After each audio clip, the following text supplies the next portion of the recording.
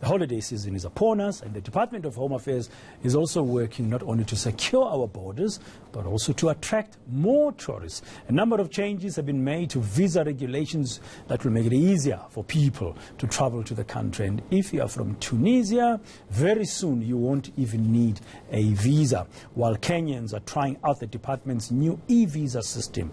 Well, to find out if this will have any impact on the number of tourists, I'm joined by Chiphiwa Chivengwa, CEO of the Tourism Business Council of South Africa, live from our studios in Pretoria. Chiphiwa, very good morning to you, and thanks for your patience, and thanks for coming in this morning. I guess it's good news for the tourism industry when you find new visa and travel changes that enable people to visit our country in a very smooth and easy way, while, of course, respecting the law. No, absolutely. It is good news for us as a tourism industry. It is something that we have been advocating for, and we are certainly glad that the Department of Home Affairs have indeed looked at this matter and have decided to launch the e-visa system, which has started in Kenya, and also looking at other countries to make it easier for them to travel to South Africa. It's indeed good news, and it's something that we welcome with open hands. It's something that we should have done a long time ago. Do you expect it's going to boost the numbers? Absolutely, it will boost the numbers. But it's going to take a bit of time, because we need to communicate the message out there that we are open for business. It's easier to come to South Africa. In the travel and tourism industry, we talk about this as ease of access, which means that it's easier for people to access our country in terms of the paperwork that they need. So it's something that's big for us in terms of growing the numbers. And reaching the 21 million that we aim to achieve by 2030. This will go a long way in addressing that. And it's certainly something that, as a tourism industry, like I said, we welcome it, and we will work hard to ensure that, this good news is known across the world, that we're indeed piloting an e-visa system, and, hopefully soon, we will be able to launch it to all countries that require visa to come to South Africa, so that it's easier for them to apply. Yeah, so good news for the tourism industry. I see that, as you said, they've started in Kenya, and the Home Affairs Department, saying that the first Kenyan tourist who applied for visitors visa on the new e-visa system has already arrived in the country. More are expected this week. And in 2020, they're going to include China, India, and Nigeria. So it's going to be broadened from next year. But you wanted to include all countries that require visa.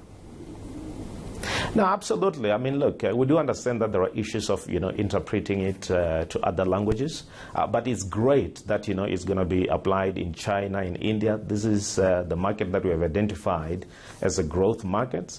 And we believe that, those markets, including Nigeria, have potential, to really boost our numbers. If you look at China and India, we're getting around 95,000, tourists. Other countries like Australia, out of China, they are getting more than 1.2 million tourists. So if we just get half of what Australia is getting, and we work on improving our offering on the ground, we should be able to see some positivity in terms of the impact in tourism and job creation. So those three countries are quite important in the strategy that we have that deals with 21 million by 2030. So India, China, Nigeria, and other African countries, that's where we're looking at large growth. And of course, while we're doing that, we have to defend our core markets, being the European market and the US market, to ensure that we don't lose market share, because if we lose market share, then it's counterproductive. So, we have work ahead of us to ensure that, we defend and grow existing markets. And certainly the easing of visa, in terms of the e-visa system, issuing of visa waivers for more countries comes as a good news for the tourism industry. And we have been working with Home Affairs quite closely. And the Department of Tourism, both ministers, are committed in ensuring that, tourism is, the catalyst for economic growth. I see that Tunisia has now been added to those countries, the visa-free status too. And of course, very soon, the agreement has not yet been implemented, but very soon when it is implemented, South Africans as well will be able to visit Tunisia without a visa as part of that reciprocity.